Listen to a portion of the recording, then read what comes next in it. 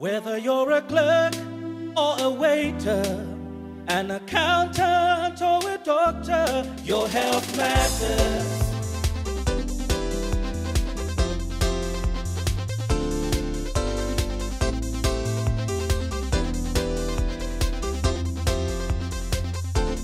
Hello everyone, and welcome to Your Health Matters, a program that is aimed to provide you with information for your health and also show you what government is doing to improve the health sector.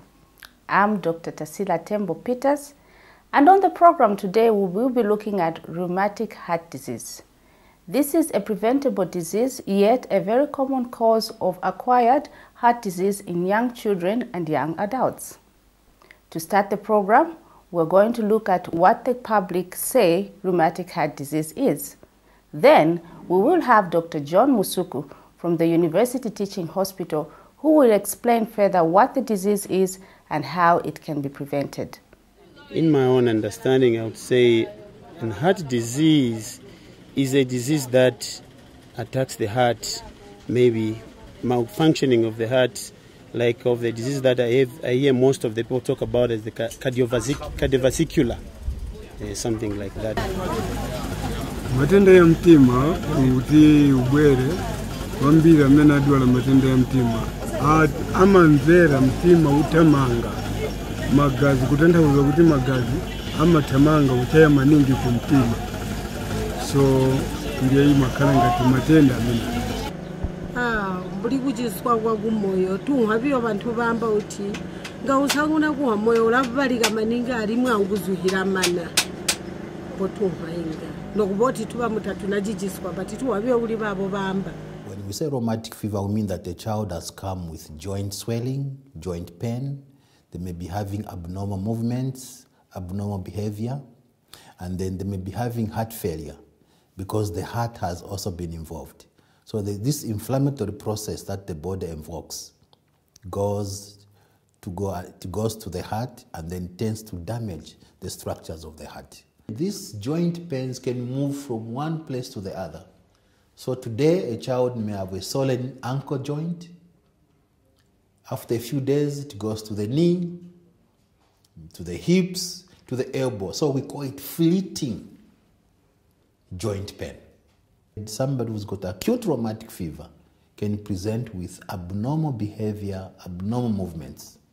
Especially children, sometimes you see children start breaking plates as they are washing plates.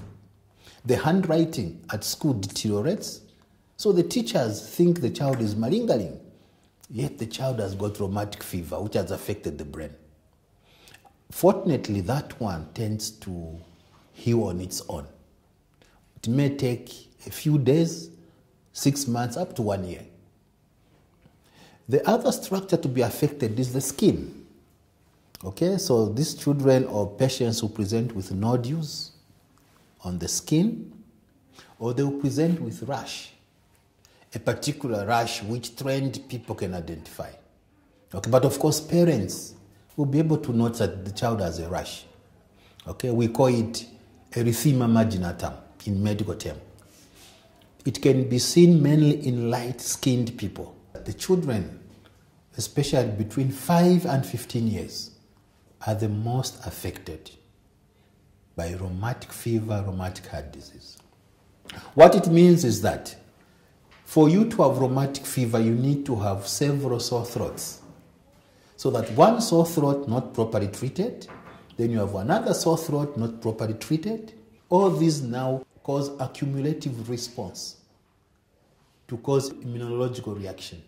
Normally what is done in the communities, the mothers, once they find out that the child has a sore throat or tonsillitis, they normally go out on the market, buy the common salt, what we call in local languages as chiwa salt.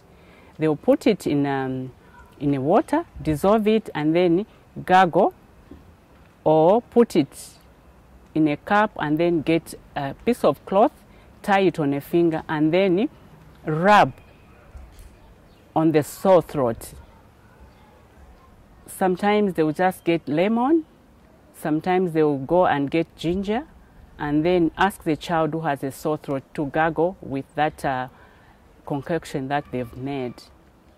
But we are saying, once you see that the child has a sore throat or a child has complained of not feeling too well on the throat, go to the nearest clinic, let the health practitioner look at the throat of the child, and then they are going to advise you correctly on what to do.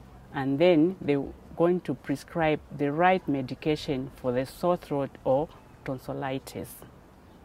So one of the predisposing factors to somebody having a sore throat or transmitting a bacterial sore throat are poor living conditions, overcrowding, okay, like in homes, in schools, where whenever there is overcrowding, that becomes a recipe for transmission of sore throat.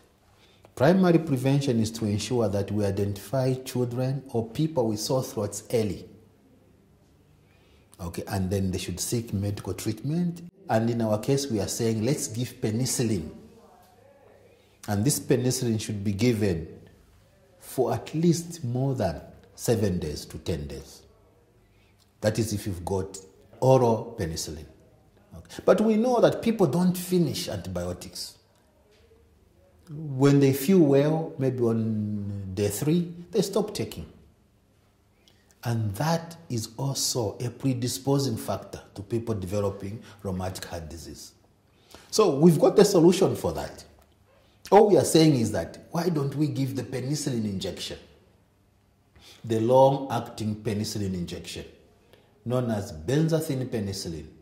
You just give a child or somebody one shot, one jab. This will last for the whole month.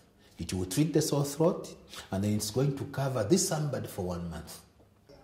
We can detect rheumatic heart disease in pregnant women who have no clue that they've had a heart disease, only to present when they are pregnant, during labor, or after delivery, because of the changes of pregnancy causing hemodynamic changes in the heart.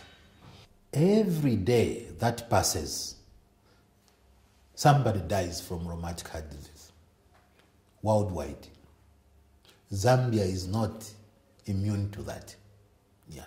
So all I can say is that mortality or death is very high from children or from people who've got rheumatic heart disease. Because some may come when it's too late. Others come early, but because they cannot get operated in good time, they end up deteriorating and dying.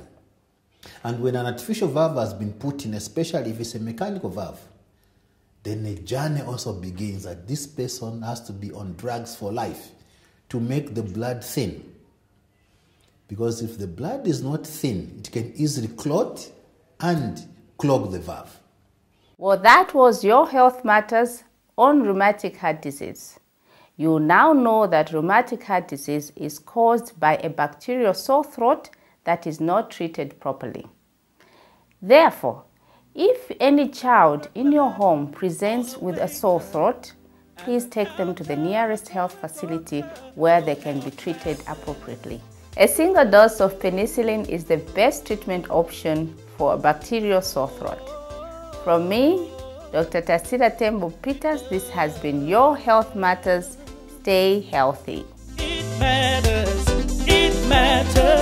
your health matters, yes, it matters, oh. Whether you're a student or a mother, a lawyer,